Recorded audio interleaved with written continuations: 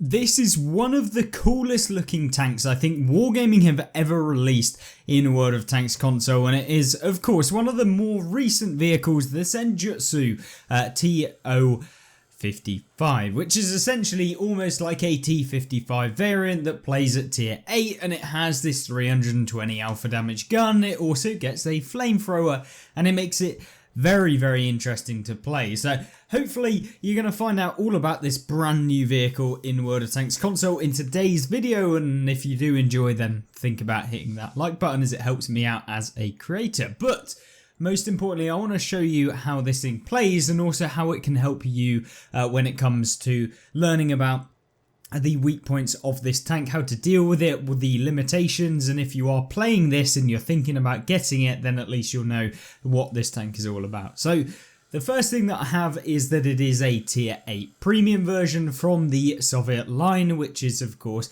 where you'd expect it to be, although with a name like Senjutsu I was expecting it to actually be Chinese or Japanese or some variant, which would have been cooler to have since we don't have that many, you know, tier 8s in the game that are of course from those tech tree lines, so it would have been cooler to see that. As you can see, there are an absolute ton of tier 8 Soviet tanks, which was a little bit disappointing. I was hoping we'd see something else, so for those of you that enjoy playing Japan or China.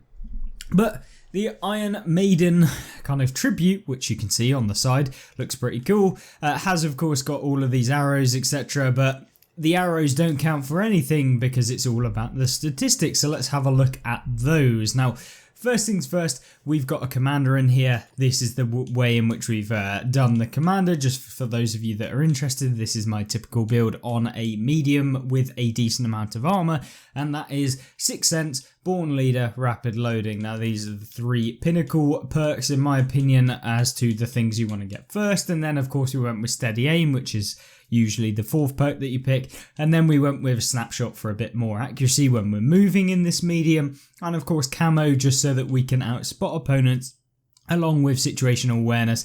Went with track mechanics so we can repair our tracks, get back in the action if we ever do get tracked, which is nice. And of course, yeah, you can burn through quite a few repair kits when you are in a tank like this that does try and side scrape every now and again. And there you go, muffled shot as well to boost that camo when we are in some bushes, and essentially so we can effectively fire without being spotted as easily. So that's the perks, that's what we've got as boost from there. But equipment wise, we went with Advanced Loader, we've got Advanced Optics. Both of these are going to improve our tank massively. The first one being loading time goes down by 10%, so we're buffing how much damage we can deal, which is really good for a tank like this. And then Advanced Optics giving you that view range boost, which allows you to compete with some of the mediums and the light tanks that you'll see, and that is really nice because you'll see exactly why this is super important in the game because of how much assistance we managed to pick up in the games that I did play. As well as that, we've got traction system because getting the increased speed is really nice, because with this tank you don't really have that many problems with accuracy, because the accuracy of the tank, if we go to the stats page, which we can see here hopefully, has 0.3 accuracy when we've kitted out our tank like this. Now that could potentially come down to like 0.27 or somewhere in that region if you're using vertical stabilizers, or like 0.25 or something in that region. But we're not really interested in accuracy below 0.3 because that's pretty good. I mean, you're hitting most shots. The aim time 1.93 seconds, that's probably actually more like 2 seconds in reality, but we've got bonuses. And of course then we've got the damage per minute sitting at 2,600, which isn't awful for a tier 8 medium. It's actually pretty good. And then when you combine that with the fact that this also gets the option to use that flamethrower, which you can see here as a secondary weapon, which does come in useful occasionally, and it can get you a little bit of extra damage when you do come up against those lightly armored targets, and when you're reloading your main gun, you'll see me use that in the 2 replays that we do have. So hopefully that gives you an indication as to this tank.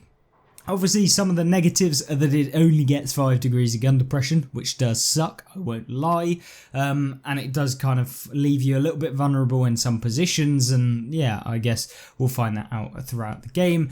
We also have a 60.5 kilometers an hour top speed, which is really nice. We've got a 55 degrees a second whole rotation speed, which is nice as well. Combined with that with the fact that you've got pretty decent turret traverse, means it really is quick to turn and quick to kind of deal with any targets that suddenly arise. So just pretty decent in that regard. And then, as I spoke about, because we're using advanced optics, we then also have really amazing view range, 486 meters, which means you can actually outspot a lot of tanks. And even if you're coming up against light tanks that haven't kitted themselves out properly, you can outspot them quite easily. The concealment is 322 meters, which is good as well. So yeah, I mean, overall this tank is really good at being able to spot, which is nice to see, because most mediums, you know, they are a little bit lackluster in that regard sometimes. So it's nice to have that in your arsenal for when you do come up against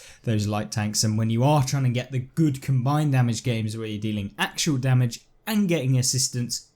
Hopefully we'll see that throughout the gameplays. We're running with 2x silver boost, so all of the results that you'll be seeing are with a 2x silver boost. That's purely because I had to recoup some of the money that I'd spent on kitting out all of the tanks recently, and yeah, we're slowly making our way back up to a decent amount of silver until we have to buy another tier 10. Anyway, regardless of that, let's jump into the gameplay. Hopefully that was a good overview of what we do with this tank, the sort of tank it is, and I'll see you in the gameplay. Now then, hopping over into Swamp, which is actually one of the newer maps in World of Tanks console. Was pretty interesting to have it, and it's actually probably one of the first times that we've seen it showcased on the channel, or at least with a really good, decent gameplay, which is what this one is, at least from my standards. Of course, if you are an excellent player that is absolutely crazy at World of Tanks, then yeah, maybe this would be an average game for you, but for me, definitely a very good one, and I expect for the majority of you, pretty decent as well. So anyway, moving forward in this game, what are we doing? Well, I set up in this little position here. It enables me to get a little bit of damage early on. I am obviously not paying 100% attention because, yeah, we didn't actually focus straight away on this SP1C. Now, obviously, that's the exactly the same thing that we did with the second shot, but luckily we actually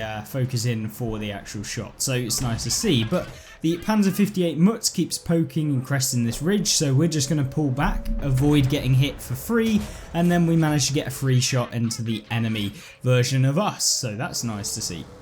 So with 661 damage, it's not bad, and because of the fact that you do so much damage per shot, a lot of mediums at tier 8 typically doing about 220 to about 280 damage per shell, so you get an extra amount of damage that you can deal. Now obviously you get a slightly longer reload, but it allows you to not have to expose yourself as many times as some of the other mediums. Now you sacrifice a little bit, and if you were to compare yourself to some of the British mediums that get that faster reload, you do suffer when it comes to the gun depression and stuff like that, and the damage per minute is typically worse, but it is still not bad. I mean, 2,500 damage per minute, it's more than enough. And when you consider that you get the armor, the mobility's good as well, yeah, I mean, overall, really happy with how this tank actually plays. Now, we're starting to farm up this Emil there, which is nice, but the game is looking like we're going to win. I mean, we've taken the majority of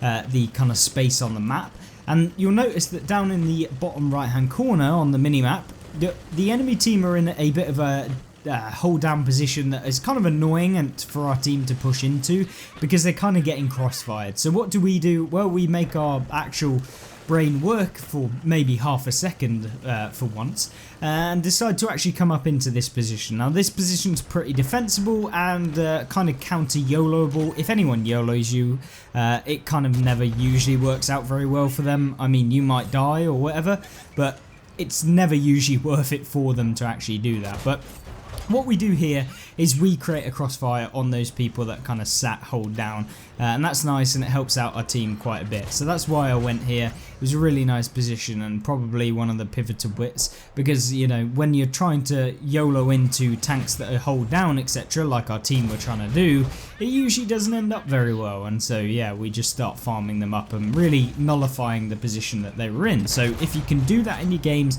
I absolutely implore you to actually try it. Now, this game, we're actually going to try and test out that flamethrower, and you'll see that in a second, because we all know what the flamethrowers are like. They're kind of a bit of an average, to be honest with you. Most of them are pretty weak. They don't really offer a whole lot, but at the same time, they're a nice little boost to your damage when you can find them and use them. And you're seeing here it is, the first bit, and yes, a nice little 12 damage here and there. And then we swap back to the main gun to deal an actual piece of damage. And then we're going to go in after this IS, try and get a couple more flames on him. And then we swap back to the main gun, fire that off, back to the flamethrower, get in behind him, use it again, seeing a little bit of damage. And then I decide, yeah, we'll just switch back to the main gun and finish him off. So it's really where you want to be using the flamethrower is when you're reloading the main gun. And it's for like an extra, you know, 20, 50, 100 damage maybe. And you can see here we go in for the ram on the Emil, but I just missed him slightly and we glanced off of him, but we still do a little bit more damage on him. And we've got to try and track down where this Audace is at the end of the game, having picked up 4,800 damage, 4 enemies taken out, and blocked a little bit as well. So a pretty decent game so far, but can we get him? Can we get another shot into him? I go for the flamethrower, we're trying to get around him. And then, oh no, I've made the ultimate mistake, which was, yeah, I went too far around him, and then we couldn't get the gun depression because 5 degrees is fun. But epic victory, obviously, very good result there. 5,300 damage, picking up nearly 1,900 base experience, which is good, and pretty much signals that you've had a good game. 285,000 silver with just the ×2 silver boost. There was no other operations or anything like that. A high caliber, not a mastery, which tells you that this tank is being pretty good right now, if that is not even a mastery badge. So yeah, that was the first game, but we're going to see what the assistance is like in this tank using the next map in a position that, even if you're not using this tank, will be really nice for you guys to understand and how to make it work. And so we kick off with a game on Arctic region where we are going to try and make our moves and essentially take the middle position. Now I'm doing something I don't usually do, and that's mainly because I kind of decided to commit to one side and then change my mind, which is never usually a good idea. You should always try and think about where you want to go straight away, but either way I decide that we're going to go into the center of the map and take the position early on where we can basically spot for our team. And if we can spot for our team, then it's going to go quite well. We speculatively shoot there. I mean, we were never going to hit him, but you never know. It's World of Tanks. So we get into this position here. So what does this offer? This is one of the nicest positions to actually spot early game for your team, because what you can do is directly in front of where I am, directly in front of the cap circle, you'll see opponents like this IS who are going to try and move into the northern side of the map. And what does that mean? Well, it means we're going to spot them as we cross if we get into this position. We then back up to avoid getting hit by the artillery, which is what you want to do. And then I decide I want to poke again to spot these people. And oh, there's a Churchill. Or a Chrysler even, there's an IS, there's a T-29 who can all get hit, and there you go, the assistance is starting to roll in here. Now we don't want to stay up in that location too much, so you keep seeing me move down to this place here next to this rock. It makes it very difficult for the enemy artillery to hit you. Like genuinely, it's almost impossible for them to hit you. They can splash you and still do damage, but it's not an easy shot, and of course they have to get a little bit lucky. But yeah, you're seeing me constantly move back to this spot every time we manage to get hit. Now you can get hit from the hill where that TD is, the AT-50. Now you have to keep an eye on that, but at the end of the day he's not actually pushed up, so we can take that position. I'm trying to get a lucky shot onto the kind of tracks of the T-29, but we don't manage to do it. But we've still picked up 1,400 assistance here, and we've also been able to, you know, keep spotting the enemy team. And more assistance. Yes, keep going, keep going. The J Panther still spotted, and we managed to get another 3,000 damage, picking us over 3,000 assistance. And if you were on your marks of excellence, this would be the game you want. The easiest combined damage that you can possibly think of. Just literally playing this ridge, and although this typically is a position you use at the beginning of the game to get assistance, the enemy team have actually just been sat on the hill area, and if you can spot for your team and you've got a few actual decent players that shoot the things that you spot, yeah, you can have results like this where you literally don't even need to do damage yourself. It's that easy. Your friendly team are just sat there waiting for you to spot. And here you go, another spot on the T26. Hopefully our team will hit him, or the artillery will go for him. And it's just that simple. Just a case of finding out where these opponents are going to be and just sitting here and farming them up. And there you go, another free shot of damage onto the T29. And there aren't too many shots of damage in this game, as you could probably expect, with the amount of teamwork that we've actually been able to have in a game. And nice little bit more on this T26E4. We don't actually aim that one, I actually get very lucky to hit, but at the same time we'll take it. And yeah, 17 spotted target hits in this game, which is always nice, and picked up 3,700 actual assistance damage as well as 1,300 actual damage. So we've got a fire for effect, which is good, and we could probably end this game right now and you would go up quite considerably on your marks of excellence. But we don't want to end it here. We still have a little bit of damage we can get in this game, and we finish off the Dragon who hit us earlier, kind of giving him the middle finger, so to say, which is always nice. But with 5 tanks left on the enemy team, there's 2 artillery and they are always healthy, so maybe we can get some damage on them, or alternatively maybe we can try and find out where this tank destroyer is, because we have no idea where he's going to be hiding, or potentially maybe he's still up in the location where you saw him at the beginning of the game. But I was thinking we'd have probably proxied him if he was there, and of course the heavy tank that's just crossed would have spotted him as well. Now unfortunately for me, the heavy tank must have just been blind, because the AT-15 is indeed still in the position he was at the beginning. We go for a lucky shot which actually hits the mantlet, and by the mantlet I mean the little hole in the mantlet, so very lucky from myself. I'm going in and I'm driving like an absolute pillock here. I apologies, Barask, I am just an absolute monkey. And then we are going in to try and get around the AT-15, and hopefully we can get around the side of him. And unfortunately we don't manage to get it. And I am continuing to be an absolute ape in this game for some reason. I thought that was the last guy left alive, but apparently all of our team that were trying to take out the IS-3 Auto didn't manage to do so, and so we've got to go and try and make our way down. Now there is an exit off of that slope, as you saw there, that you can do. You just have to be quite slow, don't go YOLOing off of it. If you ever need to exit that hill really quickly, you can go there, which may or may not be helpful to some of you. Now we're going to push over this side. I'm thinking the IS-3 is going to be trying to get away a little bit, but indeed he actually just sits in the corner, which is a bit unfortunate, but you never know. He could have come over here, he could have stayed there, you never really know. And so yeah, maybe we'll be able to get one shot off. Our Tiger is just oblivious to the fact that there's a IS-3A that's down here. He finishes off the IS-6, and unfortunately we don't get any more damage, and the Barras has a fantastic game as well, even with us being an absolute ape pushing him around. Our apologies, Barask, was not intentional, which probably makes it even worse. 5,800 combined damage with 291,000 silver earned as well, makes this a very good game indeed as well, and showcases the assistance damage potential. So you saw both the damage and the assistance, which yeah, hopefully was interesting to you guys, and to show off the brand new tank.